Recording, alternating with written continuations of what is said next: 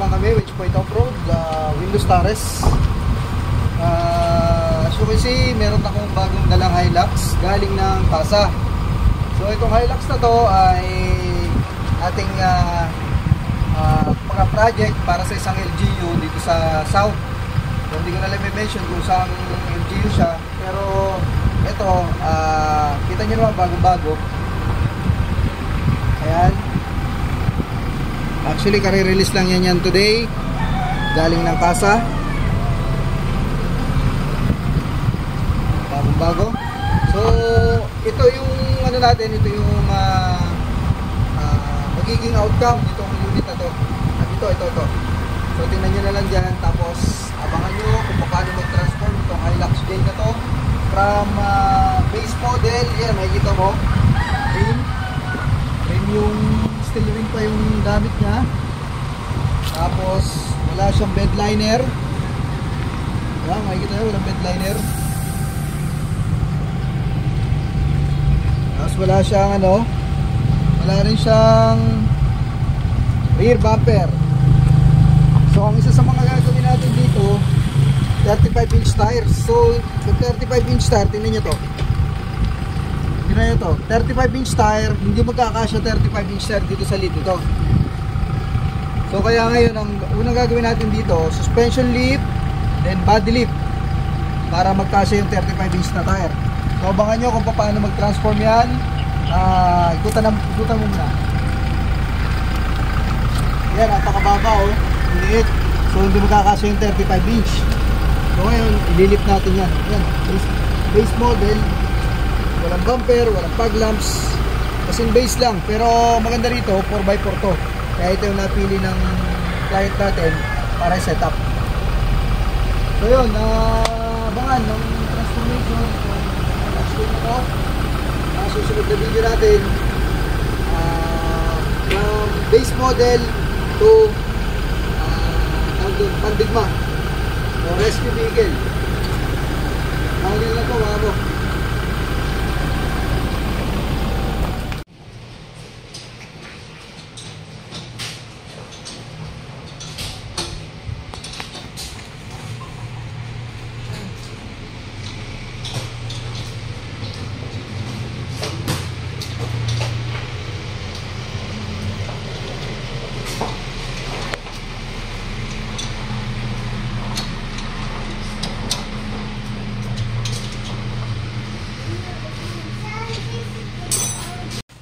Ito yung ating ilalagay na rear bumper sa Hilux. Ayan. Do sa Hilux. Yan, yung ilalagay natin dyan. Yan. Tapos ito naman yung sa front bumper.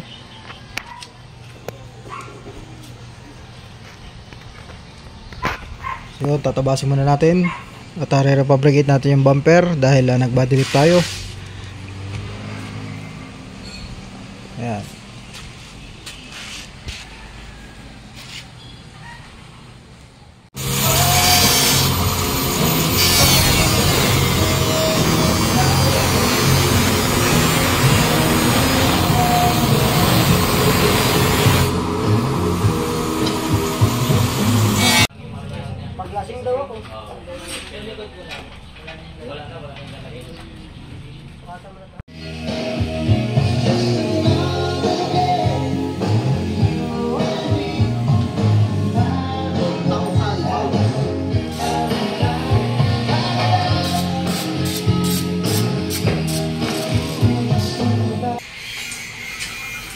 So ayan,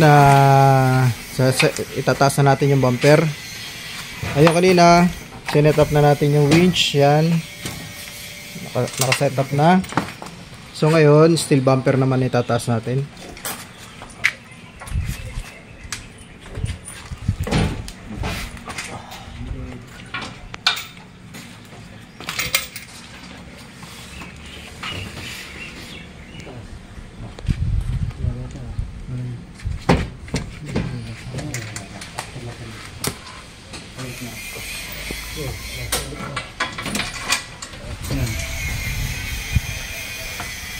Nag-request nga rin pala si client ng extra light.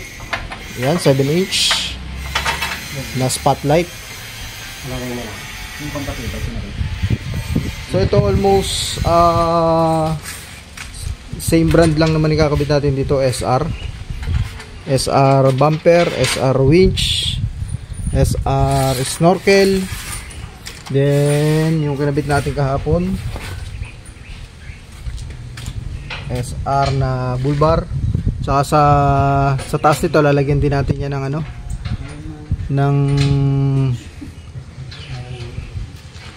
ng top load. So bumper lang muna inuna natin, saka suspension. Okay na rin yung gulong nito, nasalpak na rin natin.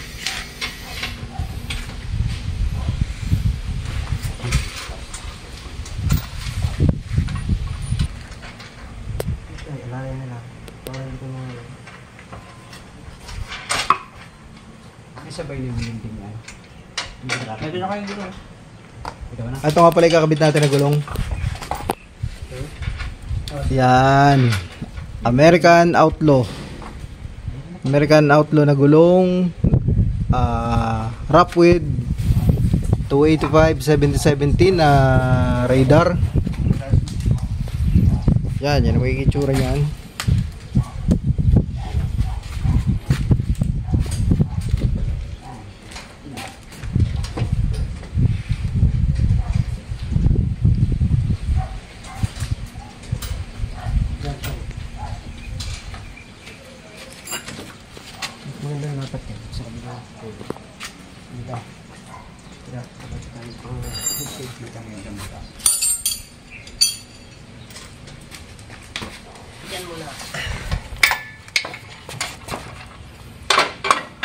So pala ito, na-refabricate din pala natin ang ang winch bracket, kasi yung mismong bracket nitong bumper medyo manipis siya. So pag nilagyan ng winch at pag humila yung winch baka mapunit, so kaya nilagyan natin siya ng additional support, reinforce. Yan. Para kahit humila siya ng doble o mas mabigat pa sa kanya, hindi siya mapupunit. Nakaalaan tayo.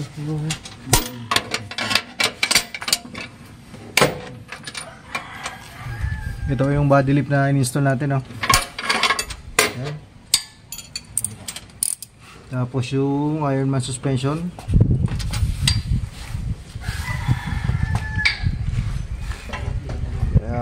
Abangan nyo po yung pag-install natin itong mags and tires. Tingnan natin kung babagay dito sa unit. So malamang naman bagay na bagay yan, dahil napakaganda naman eh.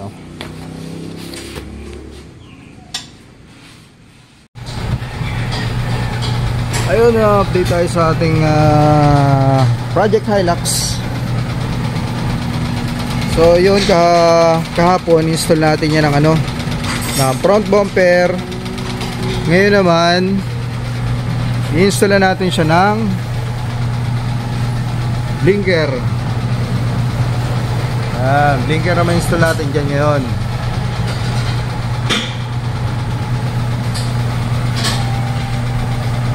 Blinker naman. Tapos rear bumper.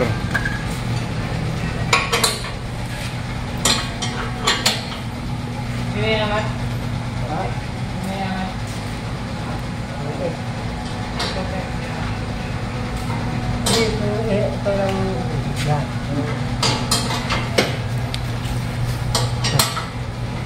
Ito ang ating dito. Ito ka rin natin. Ano yan?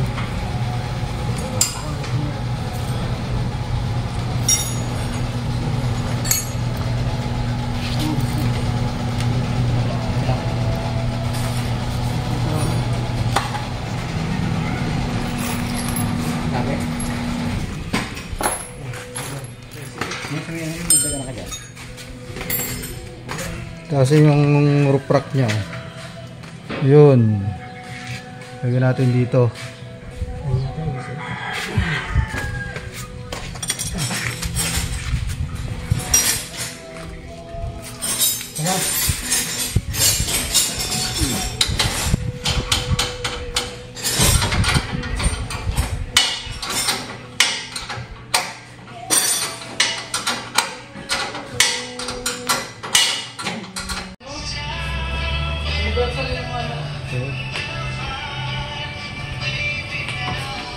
Ayan nga. Bye. Oh, Dep. Sentado.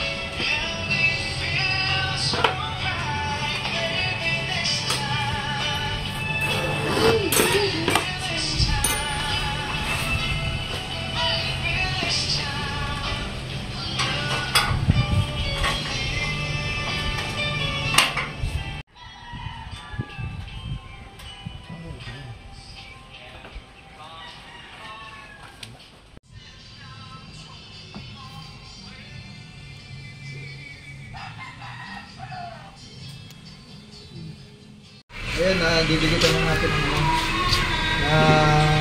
figure. Ito. Itong ating project na para sa bayan nila na dito ng Maynila.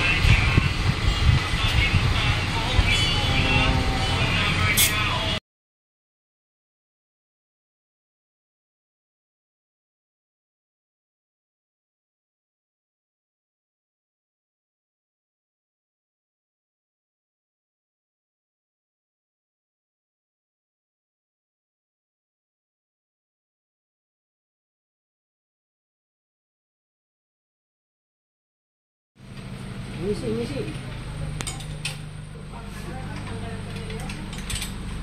Lagyan ng bahaw.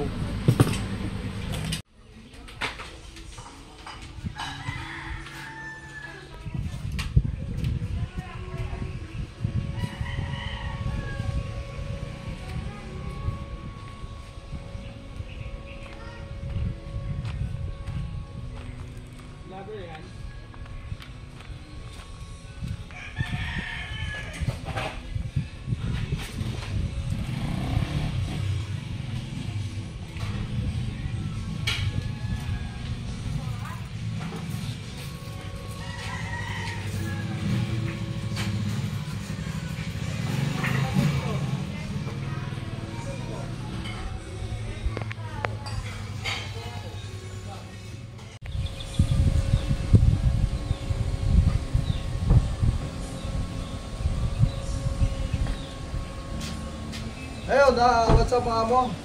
Ito na, papakita ko na sa inyo yung finished product ng ating rescue vehicle ng lalawigan ng Marinduque.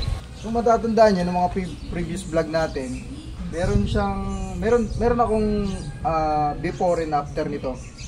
So papakita ko na lang sa inyo, lagay ko na lang dito. At ngayon, ito na yung finished product. So ngayon, isa-isahin natin. Simulan natin sa bumper. So, bumper, naglagay tayo dito ng SR bumper. SR bumper, then SR winch, federal na blinker, SR na spotlight, then SR din na high lift jack with SR mount pa rin. So halos lahat SR na nakalagay. Maliban dito, GME antenna ng base radio. Tapos ito, naglagay din tayo ng snorkel ng Polar. Yan, snorkel tsaka blinker. Yan, blinker. Tingnan natin blinker. Yan.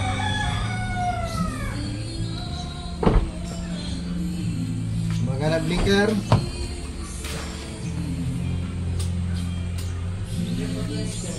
So, lipat tayo dito sa ibabaw. Naglagay din tayo ng bracket ng hammer dito sa SR Skyrock. Naglagay din tayo dyan. Tapos SR Boulevard din. Tapos nag-fabricate din tayo dito ng bracket para mas matibay. Tapos dito naman sa likod, SR pa rin. Walang matayang SR, puro SR. SR na dito rear bumper. SR toe hitch, SR toe bull. Puro SR. Sana pa ba? So, dito, almost na sa likod. Yun, bracket din tayo. Pabrigate din tayo ng bracket dito. Tapos, bracket itong oxygen tank, tsaka yung fire extinguisher. Pabrigate din tayo dyan. Tapos, itong universal na stepboard. Sa taas, okay naman ha. Dito sa loob, ang in-install naman natin ay ito, base radio. Base radio. Yan. Mic check, mic check.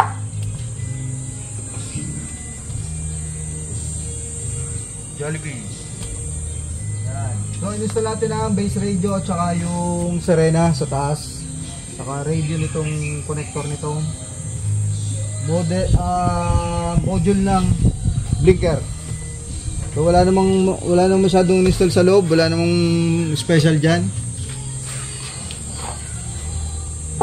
Ngayon, dadako naman tayo sa pangilalim. Balik tayo rito sa unahan. Pangilalim natin, gumamit tayo ng radar na 285-70-17, radar na RT. Ayan, 285-70-17. Tsaka dito, pangilalim natin, Ironman suspension. Yan, Ironman suspension. Isang set yan, harap likod. Tsaka siyempre body lip. Yun, body lip tayo. At nag-cutting din tayo ng konti dito para magkasya yung 285-70-70 natin.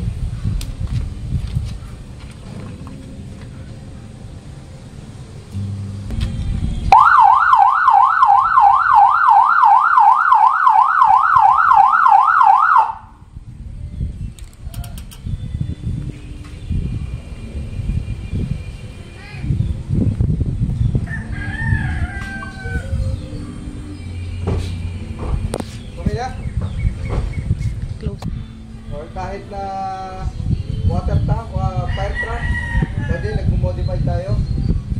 Nagawa natin yan dito sa Winch Point Off-Road. Yun ang specialization namin dito, syempre 4x4. Pero yun nga, pagka may mga ganitong project, tinatanggap din natin. Sa lahat po pala ng mga hindi pa nagla-like and subscribe sa YouTube channel namin, iniimbitahan po namin kayo na i-like and subscribe ang aming YouTube channel dito sa lalagay namin yung link dito sa baba para kung sakali na may mag-interest kayo sa ganitong mga project, message nyo lang kami at yun, usap po tayo kung paano ang requirement nyo at gagawin natin. So maraming salamat po sa patuloy na pagsuporta sa amin dito sa Winch Point Off-Road. Yun lamang po at hanggang sa susunod na mga project. Thank you.